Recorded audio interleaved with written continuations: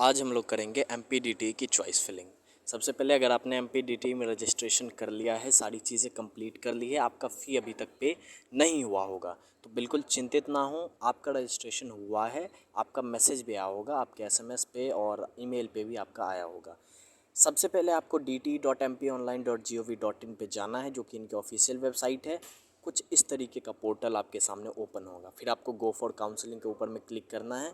उसके बाद आपके सामने कुछ इस तरीके का नोटिस वगैरह ओपन होगा, क्लोज़ करना है सिंपली इसको और अपने कोर्स को सेलेक्ट करना है। Graduate program, bachelor of technology और काउंसलिंग के लिए आवेदन करें के ऊपर क्लिक करना है। जैसे यहाँ पे मैं क्लिक करता हूँ, अगला पेज मेरे सामने ओपन होता है। उसके बाद आप देख पाओगे यहाँ पे कि आपको लॉगिन फॉर चॉइस फिलिंग लिखा हुआ है। 5 तारीख के 11:45 तक आप लॉगिन कर सकते हो। 29 से चीज़ें स्टार्ट हुई है। 1 तारीख तक 5 बजे तक आप रजिस्ट्रेशन कर सकते हो शाम तक। मैं चॉइस फिलिंग करने वाला हूँ तो क्लिक करता हूँ क्लिक हेयर के ऊपर में। जैसे मैं क्लिक करता हूँ, मेरे सामने ये पेज ओपन होता है जिसमें मेरे से रोल नंबर या आवेदन संख्या मांगा जाता है, जो कि ऑब्वियसली मेरा जेई का एप्लीकेशन नंबर होने वाला है।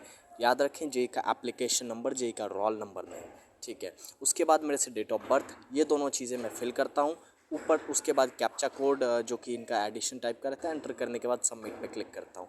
जैसे मैं इस चीज़ पे क्लिक करता हूँ, अगली पेज मेरे सामने जो है ओपन होती है, जिसमें मेरी सारी डिटेल्स यहाँ पे मुझे देखने को मिल जाती है कि ये डिटेल्स है। मैंने ब्लर कर दिया है जिससे कॉपीराइट ना आ जाए, ठीक है। ये आपकी डिटेल्स होंगी। यहाँ पे थोड़ा सा स्क्रॉल डाउन करोगे नीचे, आप यहाँ पे लिखा हुआ आएगा continue for choice filling, click करेंगे उसके ऊपर।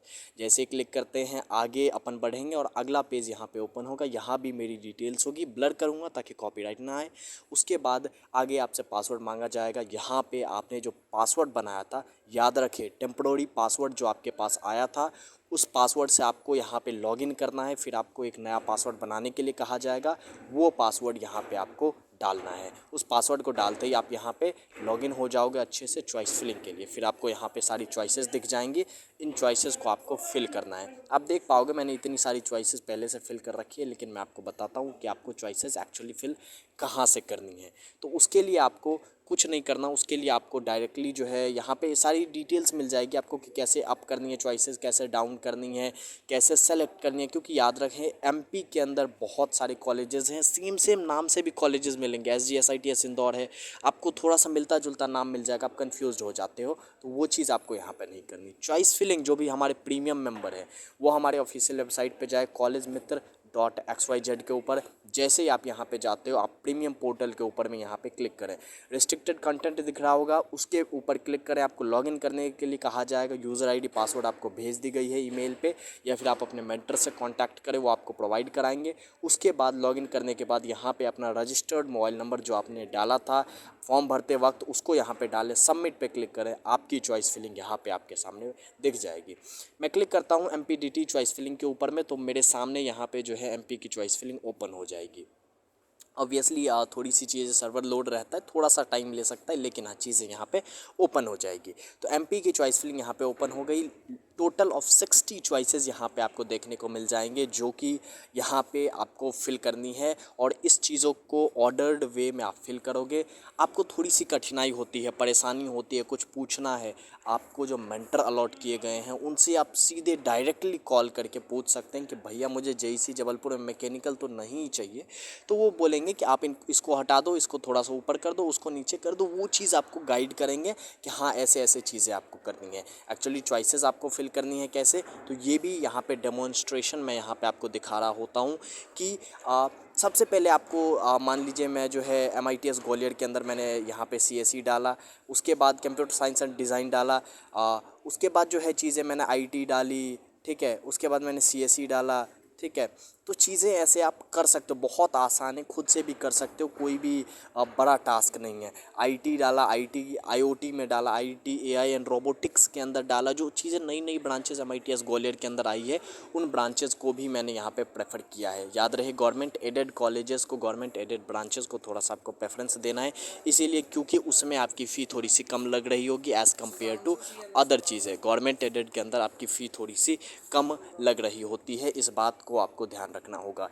इसीलिए मैंने MITS के अंदर इलेक्ट्रॉनिक्स डाला, उसके बाद इलेक्ट्रॉनिक्स इंस्ट्रूमेंटेशन, फिर इलेक्ट्रिकल, और उसके बाद इलेक्ट्रिकल के अंदर जो आपकी स्पेशलाइजेशन है वो मैंने यहाँ पे डाली है। तो जो चीज़ें हैं चॉइस फिलिंग हमने बताई है उसको आप ऑर्डर्ड वे में अगर फॉलो करते हो, उसको अगर आप अच्छे से चीज़ों को फिल करते हो, जैसे मैं यहाँ पे आपको दिखा रहा हूँ कि कैसे आपको करनी है। एक्चुअली ये आप अगर करोगे तो आपको जो डिज़ायर्ड ब्रांच होगी, जो आपको मिलना होगा, आपके रैंक पे जो बेस्ट चीज़ होगी वो आपको मिल रहा होगा, उसके लिए आपको कोई दिक्कत नहीं होने वाली है। तो वही है कि मैंने यहाँ पे सम्राट अशोक इंजीनियरिंग कॉलेज जो कि विदिशा के अंदर लोकेटेड है, उसकी भी चीज़ें यहाँ पे मैंने एंटर की है। आप देख पाओगे कि सबसे पहले मैंने यहाँ पे सीएससी एंटर की है, उसके बाद मैं यहाँ पे आईटी डालता हूँ। याद रहे सती विदिशा के अंदर सारी की सारी ब्रांचेस जो है वो गवर्नमेंट एडेड है, तो यहाँ पे आपकी फ़ी थोड़ी सी कम लग रही होती है, तो आप इसको एमआईटीएस ग्वालियर के कुछ ब्रांचेस से भी ऊपर रख सकते हो, जिससे कि आपको फ़ी वगैरह कम लगेगी यहाँ पे। खैर आप अगर एमपी का डोमिसाइल आपके पास है तो आपको कहीं ना कहीं ऑब्वियसली थोड़ी सी स्कॉलरशिप वगैरह मिल जाती है, लोन वगैरह के फैसिलिटीज़ मिल जाती है, तो वो चीज़ सही रहती है। ठीक है, तो मैं यहाँ पे सारी की सारी चॉइस फिलिंग यहाँ पे जो है आप देख पाओगे। बिल्कुल पीडीएफ हो सके तो मैं डिस्क्रिप्शन बॉक्स में डाल दूंगा, या अगर आप हमारे प्रीमियम मेंबर हैं तो ऑब्वियसली एक्सेस कर सकते हैं, इस चीज़ को आपको मिल जाएगा। आप अपने मेंटर से कांटेक्ट करके इसमें कुछ चेंजेस भी करवा सकते हैं कि भैया मुझे ये नहीं ये चाहिए, या फिर मुझे सिर्फ इसी सिटी के अंदर इंदौर के अंदर चाहिए, सिर्फ भोपाल के अंदर चाहिए, भैया मुझे कुछ अच्छे प्राइवेट भी मिल जाए तो चलेगा। तो उस तरीके की चीज़ें आप करवा सकते हैं आप अपने मेंटर को कॉन्टैक्ट करके। ठीक है, ये चीज़ आपको सिर्फ हमारे प्रीमियम फैसिलिटी के अंदर मिलेगी, और ऑब्वियसली सिर्फ 1 से 2 दिन के अंदर मैं कुछ फ्री वाले लोगों के लिए भी चीज़ें लाने वाला हूं, तो बिल्कुल आप चैनल पे बने रहें, आपको बहुत कुछ फ़ायदा मिलने वाला है यहाँ से। ठीक है, तो चॉइसेस आपने जो है फिल करनी है बहुत ध्यान से, क्योंकि याद रहे कि एमपी के अंदर, मैं दोबारा से रिपीट कर रहा हूँ इस चीज़ को, एमपी के अंदर बहुत सारे ऐसे कॉलेजेस हैं कि ये कॉलेज सेम नाम से, लगभग कॉलेजेस है सेम सेम नाम से, तो अगर थोड़ी सी कन्फ्यूज़न हो जाती है, वो ब्रांच आपको अलॉट हो जाता है, तो एमपी के अंदर क्या है कि आपको दोबारा से पे करनी होती है अपग्रेड करने के लिए, तो वो थोड़ा सा आपके लिए हेक्टिक हो सकती है चीज़ें। तो वही फिल करें जो कि आपको चाहिए, जो आप ले सको। मान लो कि मैंने फिल कर दिया बायोमेडिकल इंजीनियरिंग कि भाई ये तो नहीं मिलने वाला, लेकिन SGSITS के अंदर बायोमेडिकल फिल कर दिया कि SGSITS के अंदर बायोमेडिकल की कट ऑफ हाई जाती है, ये तो नहीं मिलने वाला, लेकिन गलती से अगर मुझे मिल गया तो आपके लिए हेक्टिक हो जाएगी चीज़ें और दिक्कत हो जाएगी आपको। तो वही फिल करें जो आप एक्सेप्ट कर सकें, जो आप ले सकें, जो आपके पास आए, तो आप 2 बार जो ज़रूर सोचें कि हाँ लेना है या नहीं लेना है, लेकिन हाँ आप ले सकें वो चीज़ ही फिल करें। ये बात बहुत इंपॉर्टेंट है और इसको ध्यान रखें आप बिल्कुल। ठीक है, तो लगभग मैंने बहुत सारी चॉइसेस यहाँ पे फिल कर दी है, साथ ही साथ आपसे बातचीत करते हुए। अब यहाँ पे मैंने UIT RGPV का बहुत सारा कैंपस है, एक भोपाल वाला कैंपस है।